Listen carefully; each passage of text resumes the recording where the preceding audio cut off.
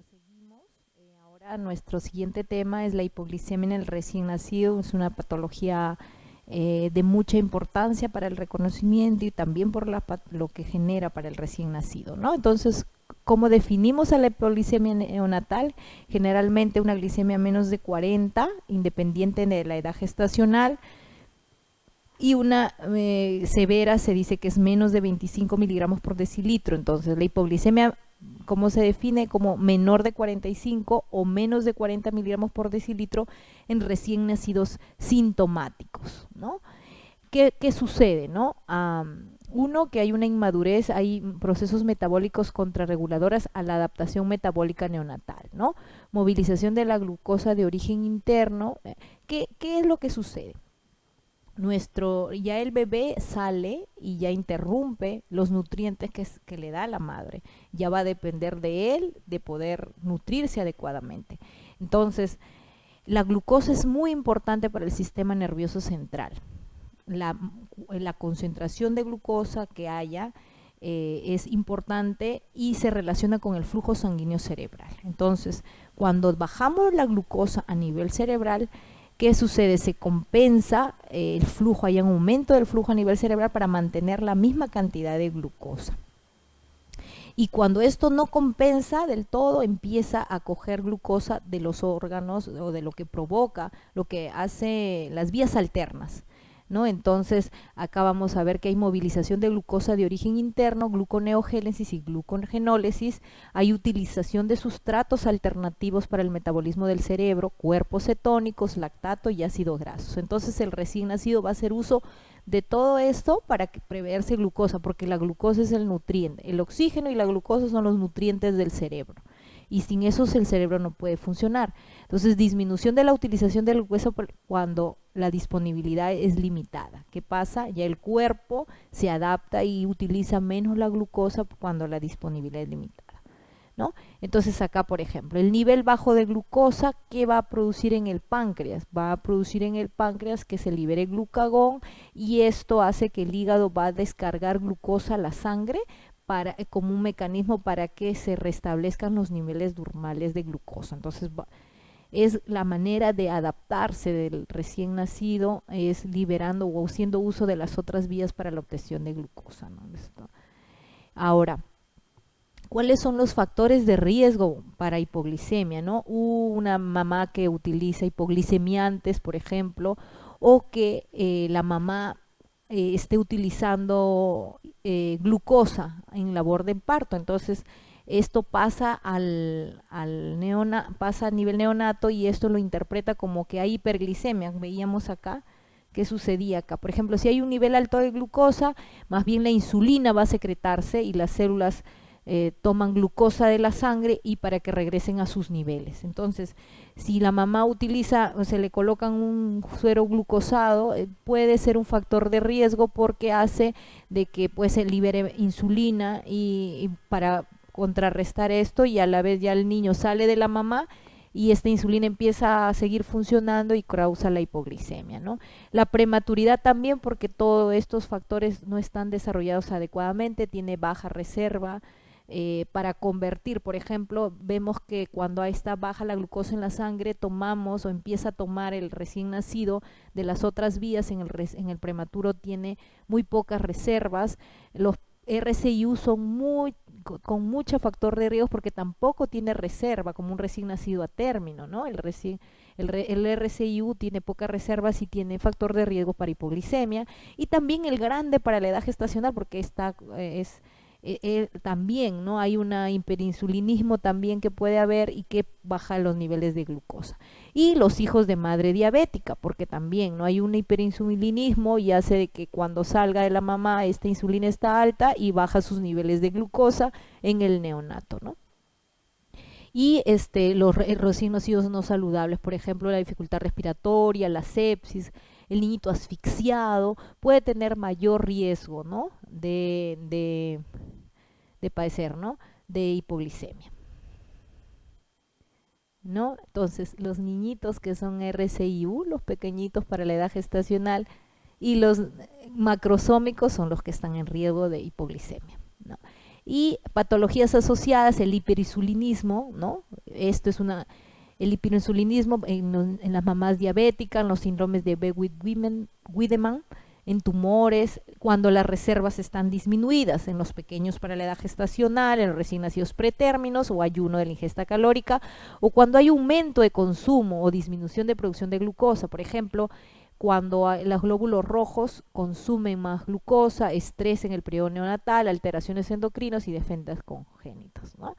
Entonces, ¿cómo se clasifican? En hipoglicemias transitorias, hipoglicemias persistentes o recurrentes, ¿no? Entonces, la hipoglicemia transitoria es una mala adaptación metabólica porque falta la movilización y hay aumento de consumo de glucosa, ¿no? Se puede producir, ¿no? Porque no se movilizan, no se adapta, y porque hay un aumento del consumo de glucosa. Y la hipoglicemia persistente, que dura más de 7 días y que requiere un VIG mayor de 12 miligramos por kilo por minuto endovenoso, ¿no?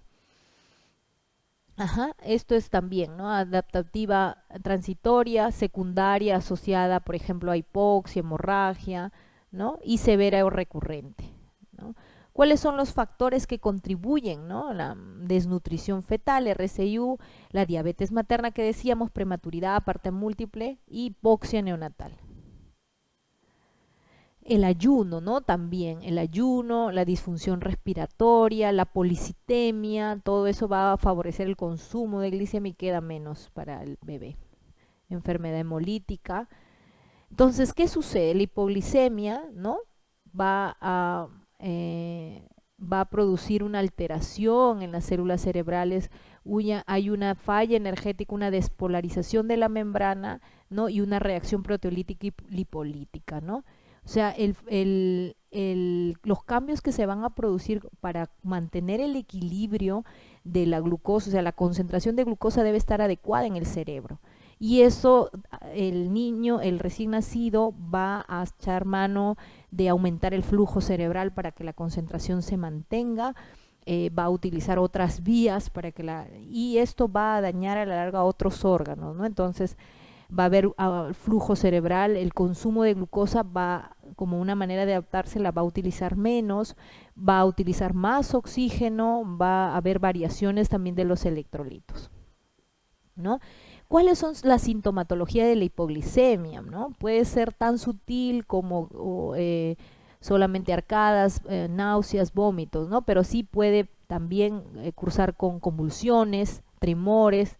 También puede haber letargia, irritabilidad, ¿no? Hay hipotonía, hay apnea y llanto persistente. Entonces, los síntomas, es importante detectar esta hipoglicemia y a veces son inespecíficos, ¿no? Y puede ocurrir con otras patologías que se presentan, como la sepsis, la encefalopatía, pero es importante poder reconocer en el niño la hipoglicemia porque, como vemos, va a traer consecuencias importantes a nivel del sistema nervioso central también, ¿no? En esta etapa, como ustedes pueden ver a lo largo de las patologías, la ictericia, la hipoglicemia, la sepsis va a tener mucha afectación a nivel del sistema nervioso central, que eso afecta a la larga el desarrollo del niño, ¿no?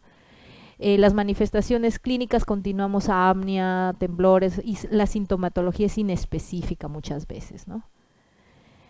Ahora, ¿cómo mejoramos la hipoglicemia? La hipoglicemia es una emergencia, ¿no? Para el neonatólogo, la hipoglicemia tiene que ser, depende del valor, tiene que ser tratada rápidamente, ¿no? Entonces, estrategia, si es sintomática, tenemos que darle la infusión de glucosa parenteral. Si es asintomática, lo que tenemos que hacer es empezar la alimentación precoz. Y si es recurrente, entonces ya vamos a recurrir a infusión de glucosa parenteral y también algunos fármacos que nos van a ayudar a controlar la glucosa. Entonces, ¿qué podemos hacer preventivamente, ¿no? Alimentación al riesgo, recién nacido de riesgo que está asintomático, entonces alimento precozmente y le hago un control seriado de la glucosa.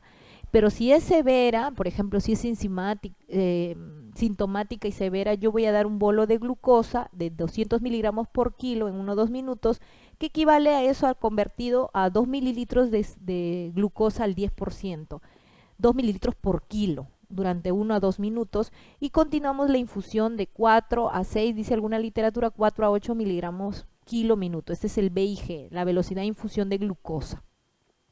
¿Ya? Entonces yo multiplico por esto y le voy a dar el BIG requerido, ¿no? Tengo que hacer un control seriado y puedo ir aumentando de acuerdo a mis valores de glucosa un miligramo por kilo por minuto, ¿no? Así como la alimentación progresiva.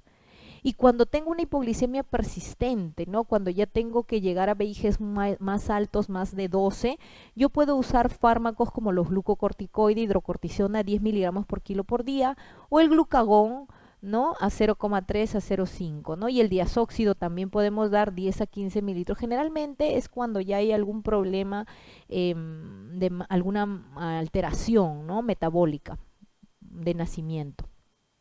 Entonces en hipoglicemia prolongada ya podemos dar hidrocortisona, en el hiperinsulinismo damos glucagón, ¿no?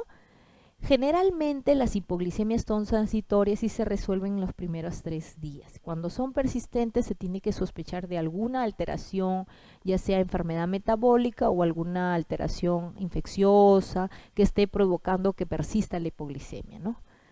¿Y qué sucede en la recién nacido de madre diabética? O sea, en la madre diabética, esta hiperglicemia, hiperglicemia materna va a ocasionar una hiperglicemia fetal que va a hacer que haya un hiperinsulinismo fetal. Los bebés de estas madres diabéticas son macrosómicos, cuando salen esta insulina está alta y provoca hiperglicemia, ¿no? Embarazos complicados con diabetes es del 0 a 2 a 0,3%. Entonces, más o menos el 5%, de 1 a 5% de los embarazos cursan con diabetes gestacional, ¿no? Estas son bibliografía de Chile que dice que estaría de entre el 1% de los embarazos correspondiendo al 90% a diabetes gestacional. ¿Ya? Entonces, ¿a qué se relaciona? Con macrosomía, sufrimiento fetal y complicaciones metabólicas, ¿no?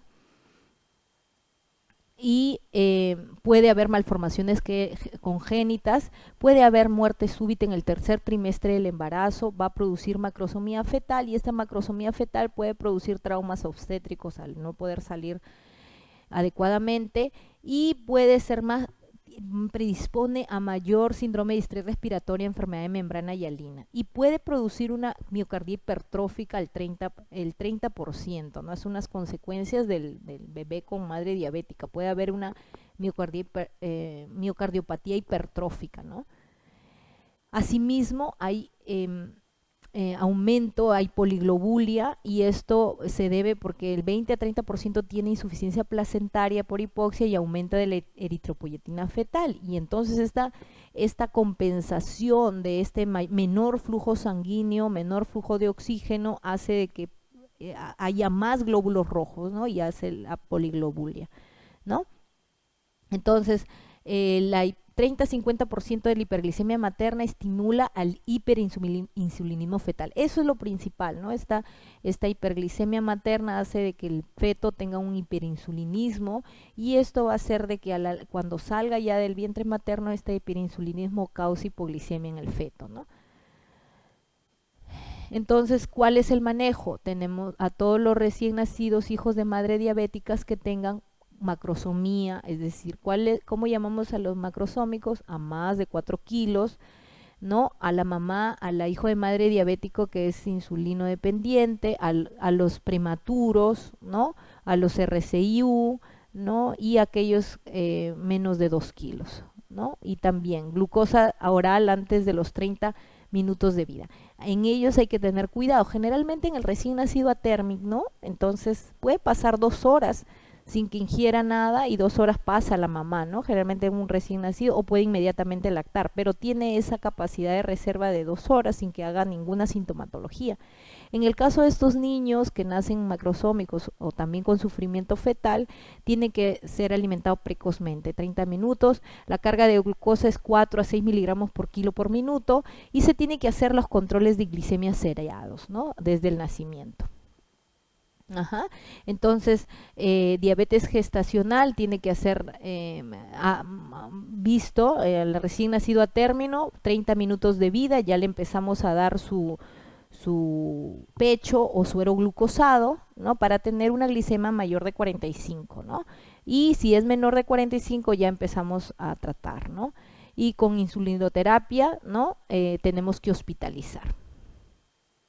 Entonces, la hipoglicemia entonces está definida con menos de 40 miligramos por decilitro, con síntomas, o menos de 45 miligramos por decilitro sin síntomas.